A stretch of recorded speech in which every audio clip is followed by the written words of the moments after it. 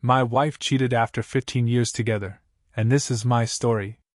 I was 38 when I met Sarah. She was 33, recently divorced, and raising her 9-year-old daughter, Emily. At that time, I wasn't looking for love. After a painful breakup, all I wanted was some peace, something easy, something simple. But then I met her. Sarah wasn't just beautiful, she had a spirit, a warmth that pulled you in before you even realized it. Slowly, against my better judgment, I found myself falling for her. Our relationship wasn't rushed. It grew carefully, one small step at a time. After a year, I realized I didn't just love her, I wanted to build a life with her. Sarah was brilliant, funny, resilient, and most of all, she was a fierce mother. I respected her for that. Emily was cautious with me at first. And I understood why. I wasn't her father. I didn't try to force a bond. Instead, I simply showed up for her school plays, her birthdays, her small everyday moments. One day, out of nowhere, she called me Pops. I can still remember that moment. I smiled so hard it hurt. Sarah and I never signed any papers. Marriage, she said, was just a formality, and after the scars of her divorce, she didn't need another certificate to prove what we already had. And honestly, I agreed. We lived like husband and wife. We bought a house together, merged our finances, built a shared world. 15 years. 15 years of memories, of struggles and victories, of growing old side by side. Or so I thought. Last fall, things changed. Sarah started working late more often. Her phone was suddenly locked, and she guarded it like her life depended on it. We fought about silly things, toothpaste caps, grocery lists, TV shows. At first, I thought it was just the empty house getting to us. Emily had gone off to college, and the silence inside our home felt unfamiliar. I kept brushing off the signs. Kept telling myself, this is just a rough patch. We'll get through it. Until one night, she left her phone unattended while she showered. It buzzed. Without even meaning to, I glanced at the screen. A message from someone saved as R. Can't stop thinking about last night. Wish you were still here. My heart stopped. I didn't confront her right away. Instead, I started paying attention. Little things I had ignored now screamed at me, the late nights, the fake smiles, the sudden distance. Over the next few weeks, I pieced together the truth. Sarah was having an affair with a coworker, Jason. A man 10 years younger, full of charm and empty promises. They weren't just sneaking around during lunch breaks. There were weekend trips disguised as corporate retreats, hotel stays, secret dinners.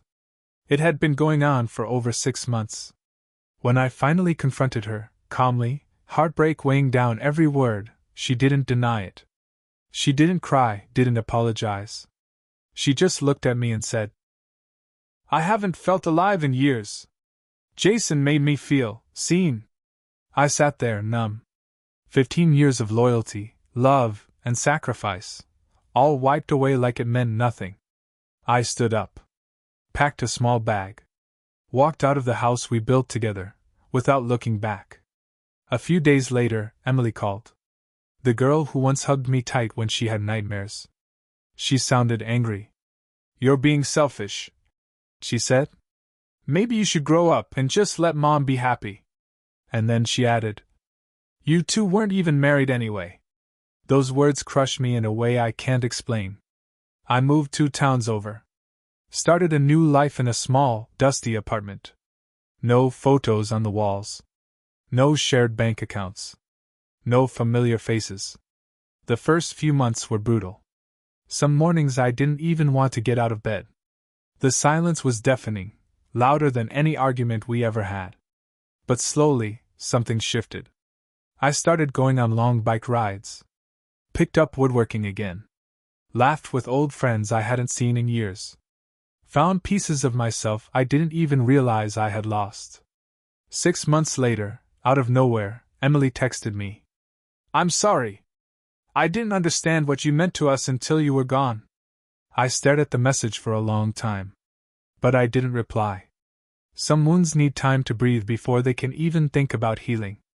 A few weeks later, Sarah reached out too. Told me things didn't work out with Jason. Told me she was seeing a therapist now. Told me she missed me, that she wanted to try again. But you see, love isn't something you can pick up and put down whenever you feel like it. Trust, once broken, doesn't come back whole. I never replied to her either. Word got around that Jason had a pregnant girlfriend the entire time he was with Sarah. That he never had any intention of building a future with her. Sarah lost her promotion. Lost most of her friends. Lost the world she chose over the one we built. One evening, Emily showed up at my door. She looked different, tired, humbled. She handed me a cup of coffee, black with 2 sugars, just the way I like it. We sat outside on the porch in silence for a long time. Finally, she said, "I spent my whole life thinking Mom was perfect. It was easier to blame you than admit she could be wrong." She asked if we could stay in touch. Maybe grab dinner sometime. I smiled. Maybe. But not today. Because forgiveness doesn't always mean reopening old wounds. Sometimes it simply means letting go of the anger and protecting your peace. Sarah still sends messages. Emily still checks in sometimes. But my life is different now. Quiet, simple, honest. Freedom doesn't always come with a big dramatic ending. Sometimes it's just a man riding his bike on a Sunday morning, Springsteen playing in his ears, feeling the wind against his face. Finally at peace with himself.